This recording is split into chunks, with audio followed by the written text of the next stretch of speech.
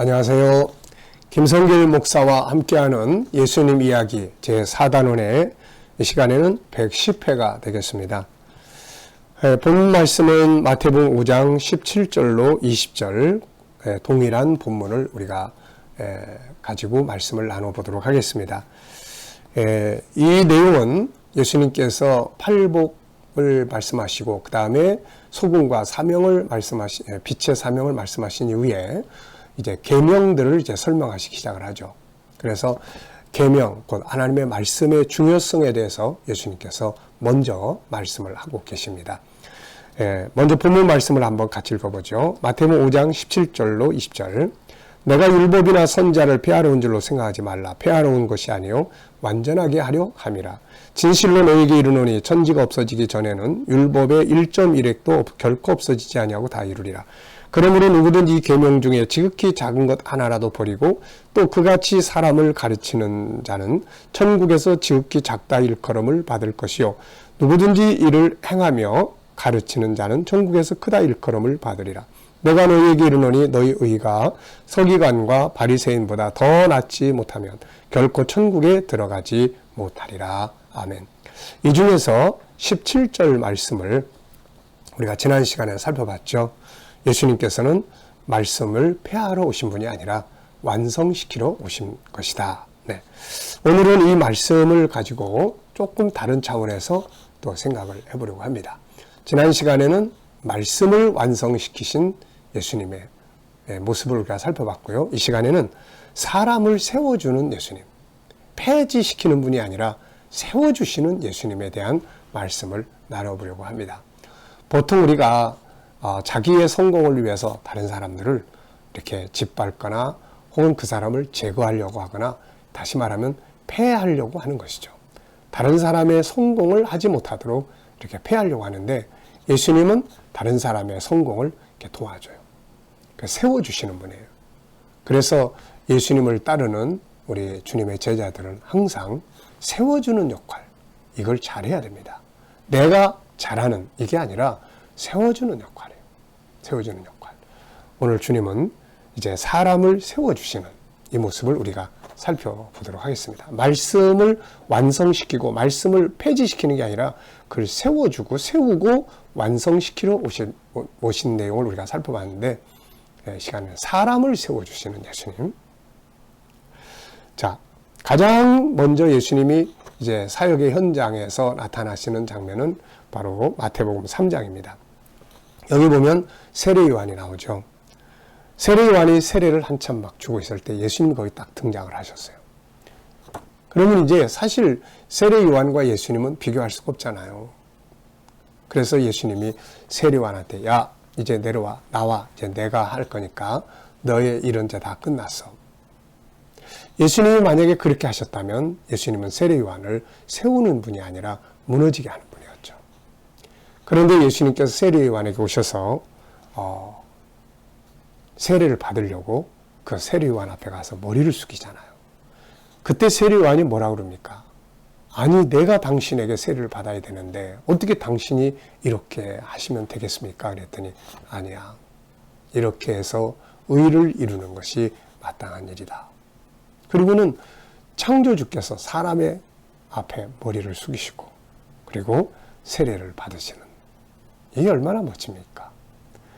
세례 요한의 사역을 성공하도록 도와주시는 모습이잖아요. 우리 이렇게 하면 참 얼마나 멋지겠습니까?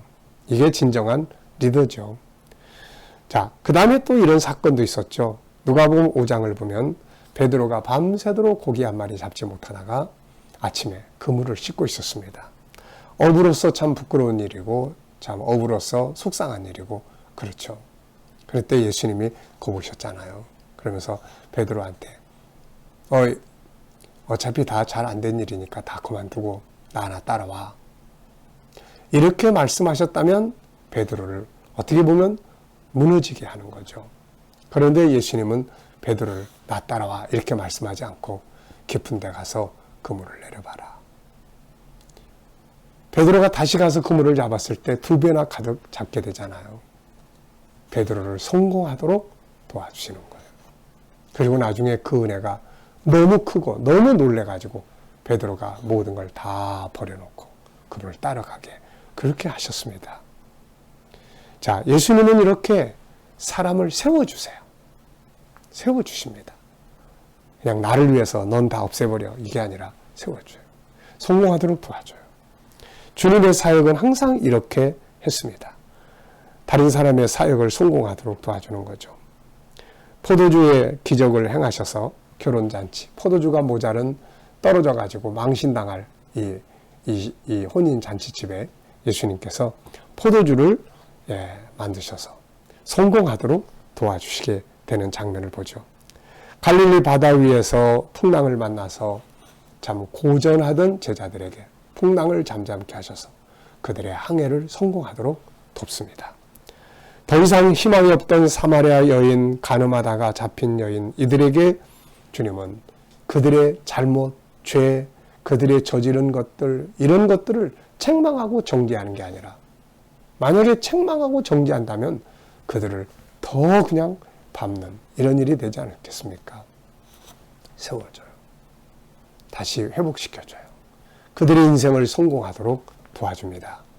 수많은 절망적인 사람들을 먼저 세워주고 성공적인 인생을 살도록 만들어줍니다.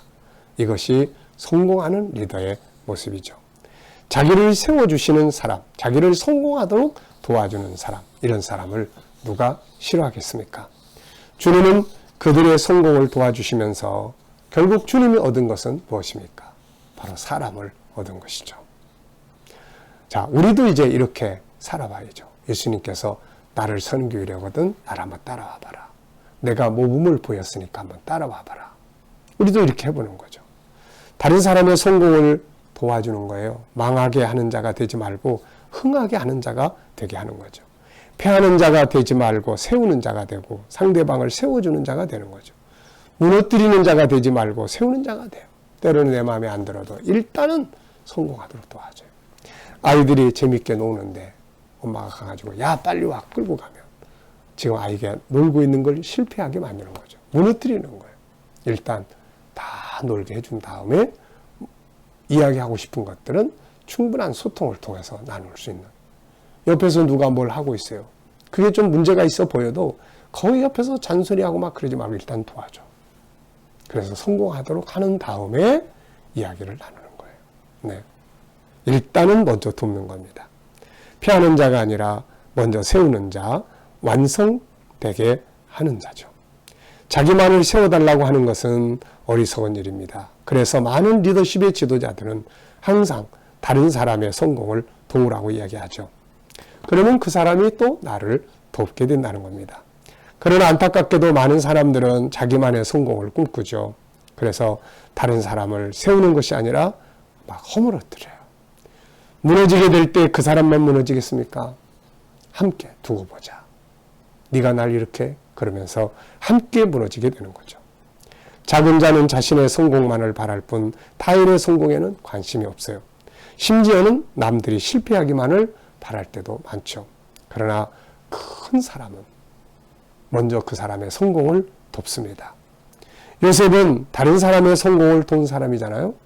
감옥에서 왕의 신하들, 그들이 막 절망에 빠졌을 때 그들의 꿈을 해석해 주면서 그들이 다시 일어서게 될 것을 돕습니다. 그런 이것이 계기가 돼요. 자기를 다시 세울 수 있도록 성공하도록 이야기해 줬던 그 사람, 요셉을 나중에 이 신하가 기억하고 왕에게 추천하지 않습니까? 결국은 그 사람을 세웠더니 그 사람이 요셉을 세워주는 이런 것이 된 거죠. 자, 나의 삶의 현장을 한번 돌아보십시오. 자녀들의 삶을, 가족들, 이웃들, 동료들 어떻습니까? 세워주는 자가 되고 있나요? 허물고 있는 자가 되고 있나요? 비판과 분쟁만 하면서 비난만 하면서 하는 일을 잡아 당기고 있나요?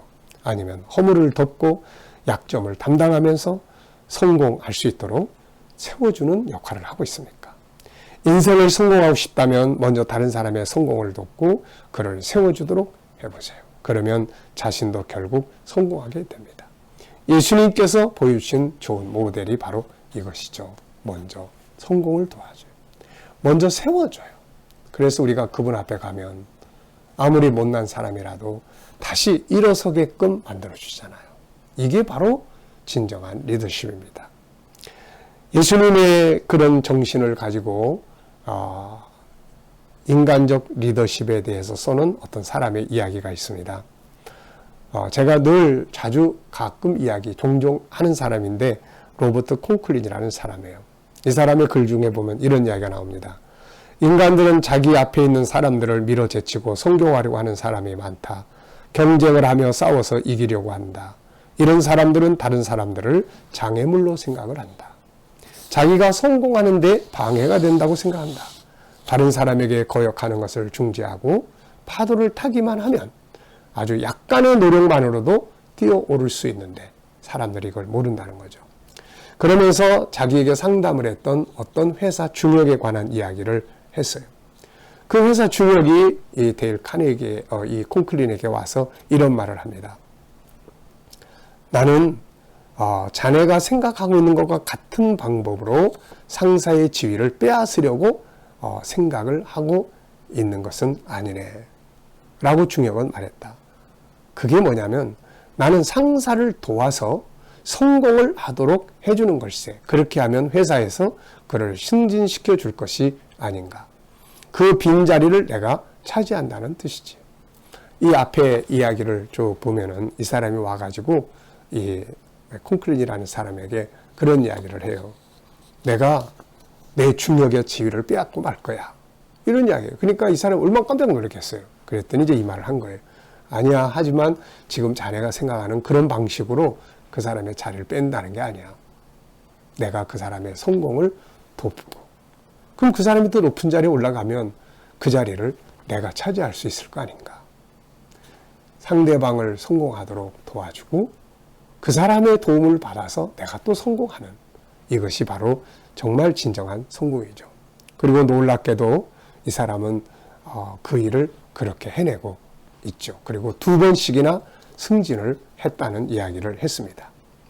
자, 여러분, 우리는 어떻습니까? 자기 성공을 위해서 다른 사람을 이용하려고만 하고 있나요? 아니면 다른 사람의 성공을 돕기 위해서 일하고 있나요?